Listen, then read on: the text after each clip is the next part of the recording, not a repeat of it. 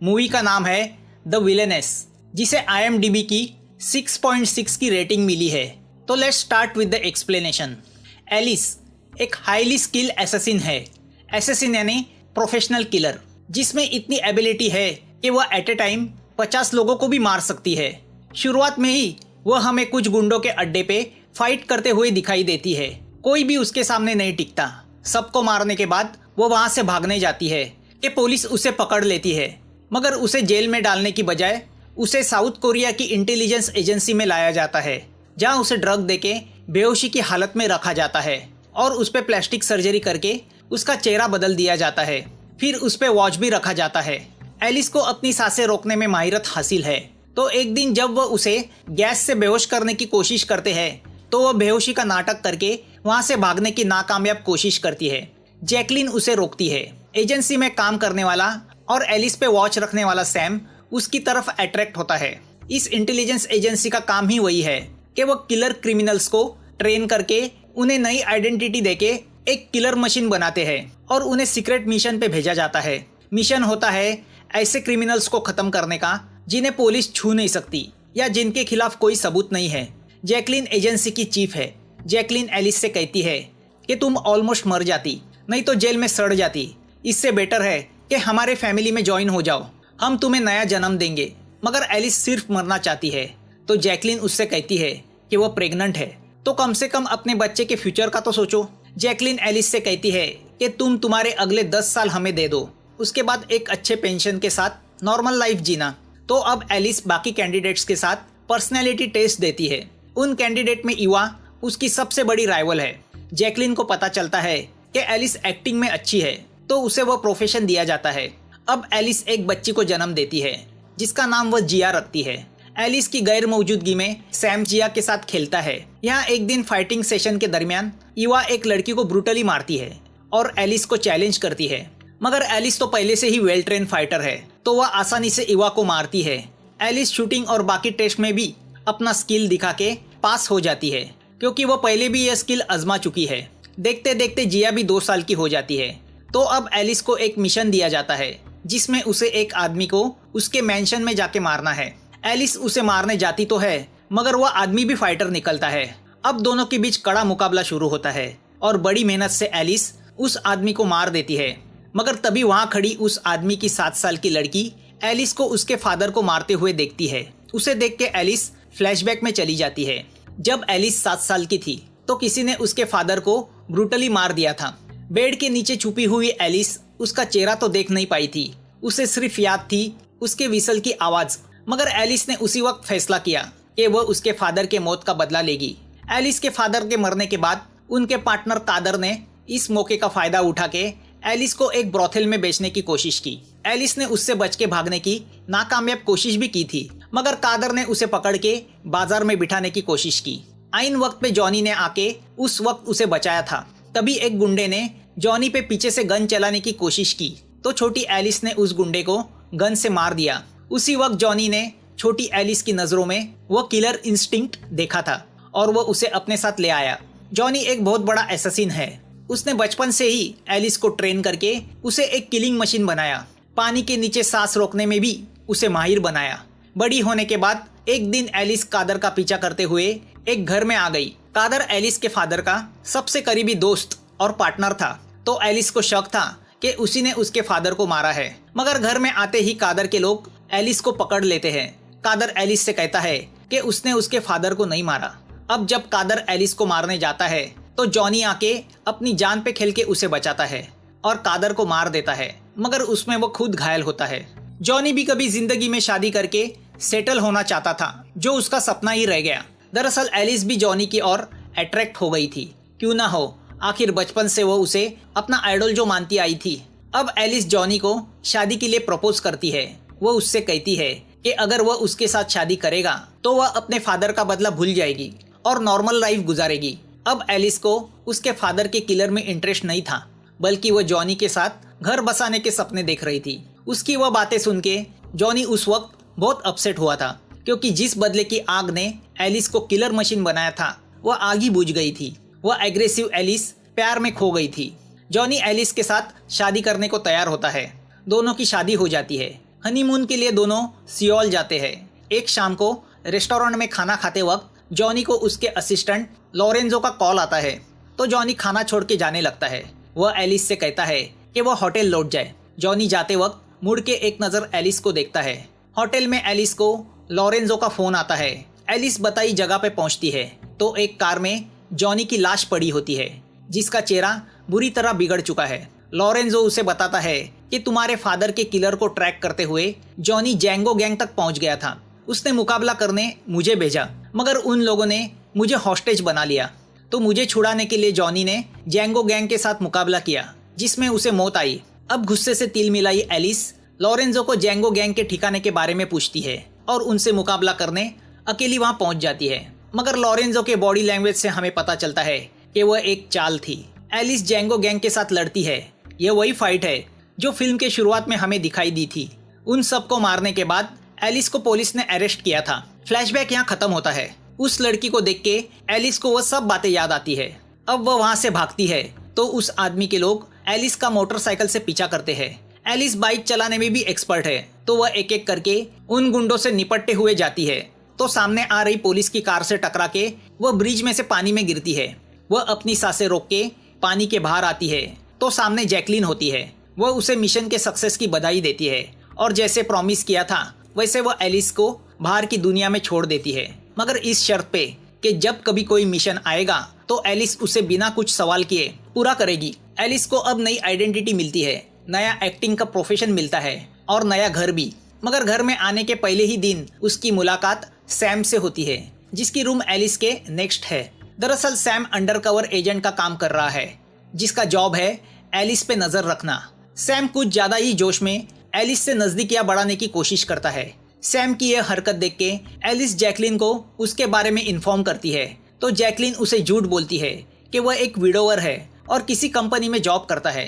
Alice Sam से पीछा छुड़ाने के लिए उसे झूठ बोलती है कि वह शादीशुदा है और उसके हस्बैंड फॉरेन कंट्री में काम करते हैं।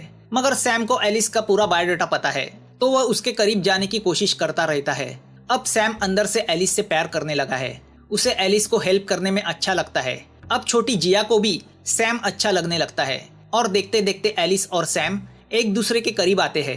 एलिस सैम को बताती है कि उसने उसे झूठ बोला कि उसके हस्बैंड फॉरेन में काम करते हैं। दरअसल उनकी मौत हो चुकी है। सैम भी उसे कहता है कि उसे यह सब पहले से पता है, क्योंकि एलिस एक्टिंग में तो एक्सपर्ट है मगर झूठ बोलने में बिल्कुल नहीं।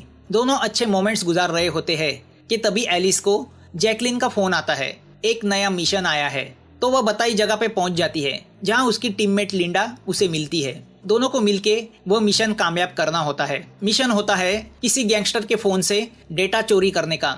एलिस बड़ी खूबी से फोन को चोरी करके उसके डेटा को पेन ड्राइव पे ट्रांसफर तो करती है, मगर पकड़ी जाती है। तो अब वह दोनों गैंगस्टर और लिंडा और एलिस के बीच फाइट शुरू होती है, जिसमें लिंडा पूरी तरह घायल होती है। एलिस कैसे वैसे लिंडा को लेके बाहर आती है। बाहर एजेंसी के कार में जैकलीन बैठी होती है। एलिस चाहती है कि लिंडा को जल्द से जल्द हॉस्पिटल भेजा जाए, मगर जैकलीन को पेन ड्राइव की पड़ी है। उस चक्कर में लिंडा की मौत होती है। जैकलीन एलिस से कहती है कि लिंडा की मौत को तुम जिम्मेदार हो। अगर तुम मिशन ठीक तरह से हैंडल करती तो यह सब नहीं होता। मगर इस वाकयात से एलिस पूरी तरह डिप्रेस हो जाती है। उस हालत में सैम उसे दिलासा देता है। गैंगस्टर से मिले डेटा से एजेंसी को पता चलता है कि जॉन नाम की एक कॉन्ट्रैक्ट किलिंग ऑर्गेनाइजेशन है, जिसमें लोरेंजो नाम का एक मिड लेवल का बॉस है जो लोगों को मारने की सुपारी उठाता है। उन्हें यह भी पता चलता है कि अरेस्ट होने के पहले एलिस के इस जॉन नाम के ऑर्गेनाइजेशन के साथ संबंध थे। तो उन्हें लगता है कि कहीं एलिस डबल एजेंट का काम तो नहीं कर रही। मगर जैकलीन उसे क्लीन चिट देती है। जैकलीन उसके बॉस को बताती है कि लोरेंजो ने ऊपर की पोजीशन पे पहुंचने के लिए एलिस के एक्स हस्बैंड को मारा।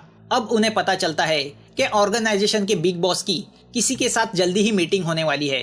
तो एजेंसी वाले डिसाइड करते हैं कि उस बिग बॉस को मारने का काम क्यों ना एलिस पे सौंपा जाए। यहाँ दूसरे दिन सैम एलिस को प्रपोज करता है, तो उस पर एलिस उससे कहती है कि वह ऐसा काम करती है कि अगर सैम को पता चला तो वह भाग जाएगा। तो उस पर सैम उससे कहता है कि वह भी एक टेरिबल आदमी है। दोनों एक दूसरे के साथ शादी करने का तय करते हैं। एलिस अपने शादी का फैसला जैकलीन को बताती है।